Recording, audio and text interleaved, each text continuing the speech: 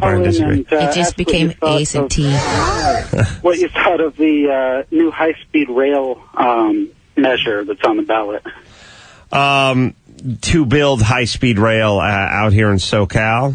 Yeah, it's a rail, sort of a bullet train from San Francisco to L.A. Well, okay, here's the way I feel about this and many other things regarding these issues of infrastructure. It's sort of like anything you have to do in life. With each passing year, it gets a little bit harder to do, but that doesn't mean you shouldn't do it. And what I'm saying is we go, look, we need to do something about congestion. We need to build light rails, or we need to build a bullet train, or we need to widen the 405 freeway. We need to something. And every year someone goes, you can't do that. Do you know how much money that would cost? And you know how impractical that is? And we would have to bulldoze houses to clear ways for the thing. And everyone goes, no, it's too much. It's too much money, too much trouble. And then somebody goes, well, the traffic problem is just getting worse, and the population is just getting more dense, so what are we going to do? And they go, well, not this. This is the wrong answer. And then someone goes, all right, forget it. And then you go ahead about 5 years, and the traffic has slowed up that much more, and the population's gotten that much more dense, and then somebody goes, we need to add a second level to the 101 freeway, and we need to build a light rail system. Someone goes, whoa, do you know how much that would cost? And by the way, then there's this one. That's not going to take care of 100% of the problem. That might make a small dent in the problem, but it's not going to alleviate the problem. And then someone goes, all right. And then 5 years goes by, and it just keeps going and going and going. Now, don't you wish the retarded people in government in the 70s had not adopted this horrible attitude so that 30 years later we would have a nice network of light rails and widened freeways and so on and so on? Don't you wish they would have bit the bullet back then when they said, oh, you kidding? That's going to cost $5 million. Well, now it's $500 million, but back then it was $5 million. Yes, there's always a house to bulldoze. It always costs a lot of money. It's never the right time. It's sort of like going to the dentist. But what's your plan? Well, I saw John Stossel over the weekend. Oh, give me a break. He was... give me a break. Usually kind of gets on my nerves with this very obvious agenda, but he did this great piece on Give me how a break. every president since Nixon has announced that they were going to end dependence on foreign oil. And he showed clips of every single one of them saying, going to end it by this year, going to end it by that year. We're all going to end it. And, of course, it's just gone up, up, up. Right. And this is why, by the way, everyone who has all their hopes in one basket for whether McCain or whether Barack gets in there, how he's really going to turn things around, go watch the news from the 70s with the headline of trouble in the Middle East, and then see Nixon or Ford or Carter or Reagan out there talking about crushing our dependency on foreign oil. And you tell me how it's going to be in 4 years. What, are we all going to be driving the Jetsons cars? It's BS. It's all BS. It's baby steps. I don't understand. I mean, I do understand how it works. Every time somebody comes up with a solution, it's never the solution. And here's the boring part about life. There is no the solution. If you want to lose weight, there's no pill you take. There's no special piece of exercise apparatus you use. Here's how you lose weight. It's boring and it sucks. Here's how it works. You stop eating the food that you love so much. You put down the sodas. You stop indulging in the midnight snacks and the desserts. And you start exercising and eating boring foods. That's it. It's boring. It's slow. By the way, are you going to drop 8 inches between now and this weekend when you have your big reunion coming up? No. Is the weight just going to fall off you like you're shedding your skin? No. It'll be slow. You'll eat crappy, boring food. And if you exercise and do something monotonous and boring, which is run on that treadmill or take your hour-long jog or whatever it is every day, well, then maybe in about a month you'll lose 4 pounds. And then everyone looks at that and they go, well, F that. That doesn't sound exciting. That doesn't sound fun. So when it comes to oil, somebody says, well, here's what we're going to need to do. We're going to need to start we're tapping into solar. And then someone goes, well, that's only going to do about 5% of the problem. Well, we're going to have to harness the wind's power. That's only going to be like 2%. You know, the nation, it's only 2% of the nation's.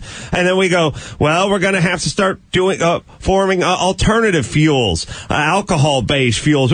Oh, natural gas. Oh, really? Because that's only going to count for 4%. Yes, there's no panacea. There's no magic pill. It never works. It's little bits and pieces. It's little baby steps. Oh, we're going to have to build a rail from here to, well, that's not going to alleviate. What about all the problems in downtown LA? Of course.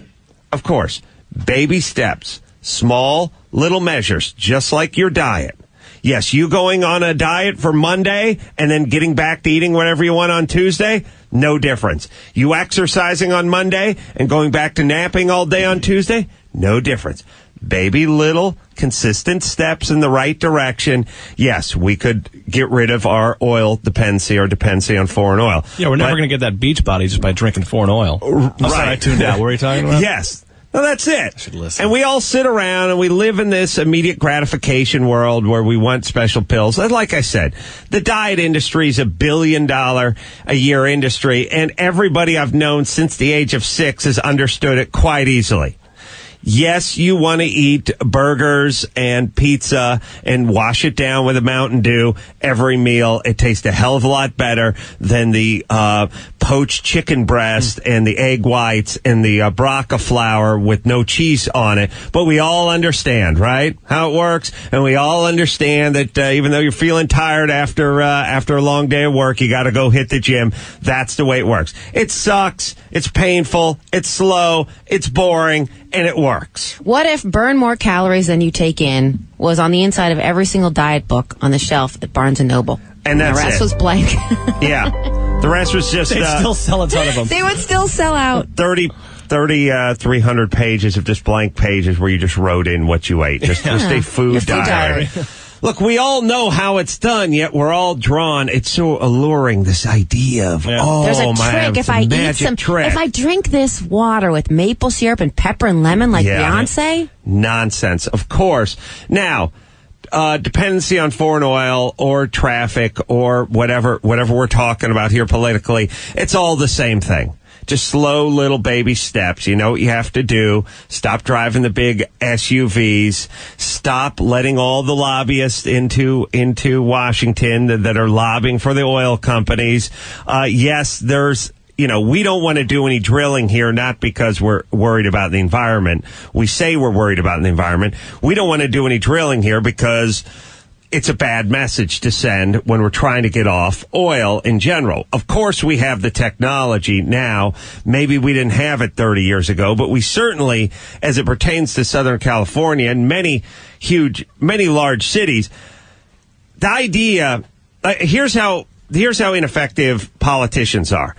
I grew up with gas lines. I remember it very clearly. I remember the whole oil embargo thing. I remember the whole OPEC nation thing. I remember the whole odd and even rationing thing. I remember lines going down the street. I remember saying gas is $1 a gallon. People can't afford this. I remember people saying we need more lighter, more fuel-efficient cars with smaller engines in it and reduce our... And by the way, back then, in 1972, if...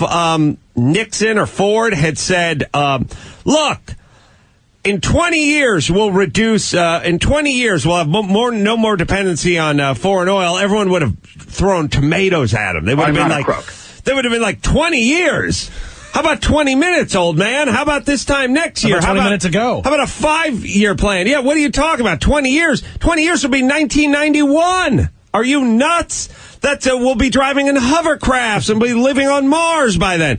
It's the same thing every single year. And yes, Stossel, who usually has a little bit of an agenda, although I can't help but I'm sure he could show you a never-ending clip. I would love to put together a montage of we will no longer be dependent on foreign oil and trouble in the Middle East.